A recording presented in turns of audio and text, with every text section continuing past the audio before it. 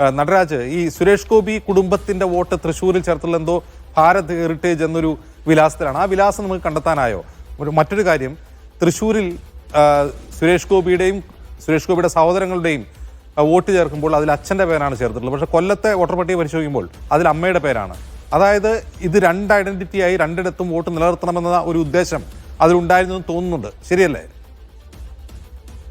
അജിത്ത്, സുരേഷ് ഗോപിയുടെ താമസിച്ച വസതി നമ്മൾ പലപ്പോഴായിട്ടും നെറ്റിശ്ശേരിയിൽ ആ വീട്ടിൽ പോയിട്ടുള്ളതാണ്. അവിടെ നിന്ന് കഴിഞ്ഞ ദിവസം പോലും നമ്മൾ പ്രേക്ഷകർക്കായി റിപ്പോർട്ട് ചെയ്തിരുന്നു. സുരേഷ് ഗോപിയുടെ നെറ്റിശ്ശേരിയിലെ വീട്ടിൽ നിന്നും പലതവണ അദ്ദേഹം അഭിമുഖം തന്നിട്ടുള്ളതാണ്. തൃശ്ശൂർ നഗരത്തിന് സമീപം തന്നെയാണ് വീടുള്ളത്. ഈ വീട്ടിൽ അദ്ദേഹവും കുടുംബാംഗങ്ങളും വളരെ കുറച്ചു കാലമാണ് താമസിച്ചത്. അന്ന് സുഭാഷ് ഗോപിയും ഭാര്യയൊക്കെ തന്നെ ഇവിടെ വരികയും പോവുകയും ചെയ്തിരുന്നു. പക്ഷെ അതിനുശേഷം പിന്നെ ഇവരാരും തന്നെ ഇവിടെ വന്നിരുന്നില്ല. സുരേഷ് ഗോപി തന്റെ വിജയത്തിന് ശേഷം ഓഫീസും കം റെസിഡൻസ് മറ്റൊരു സ്ഥലത്തേക്ക് മാറ്റുകയും ചെയ്തു. ഇതിലൊക്കെ തന്നെ വോട്ട് വിവരങ്ങളും കഴിഞ്ഞ ദിവസങ്ങളൊക്കെ പുറത്തു വന്നാണ്.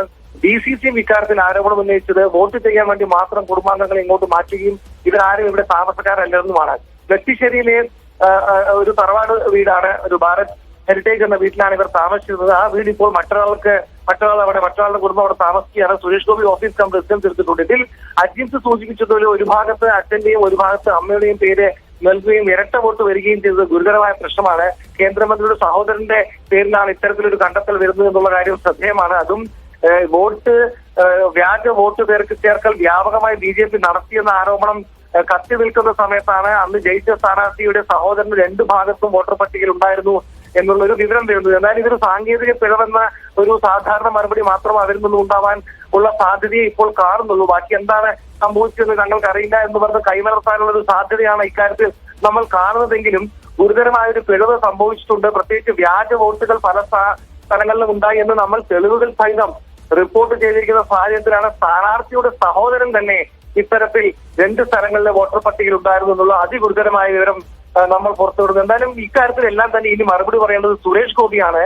സുരേഷ് ഗോപി മറുപടി പറയേണ്ട നിരവധി വാദങ്ങൾ നമ്മൾ പുറത്ത് നിരത്തിക്കഴിഞ്ഞു. അതുപോലെ തന്നെ തെരഞ്ഞെടുപ്പ് കമ്മീഷനും ഇക്കാര്യത്തിൽ സത്യസന്ധമായ കാര്യങ്ങൾ വിശദീകരിക്കേണ്ടതുണ്ട്. അജിം, നടരാജ, ഈ നമ്മൾ നേരത്തെ പരിശോധിച്ച പട്ടികയിൽ ഇരു മണ്ഡലങ്ങളിലും വോട്ടുള്ള ആരുടെയെങ്കിലും ലിസ്റ്റ് കിട്ടിയിരുന്നോ?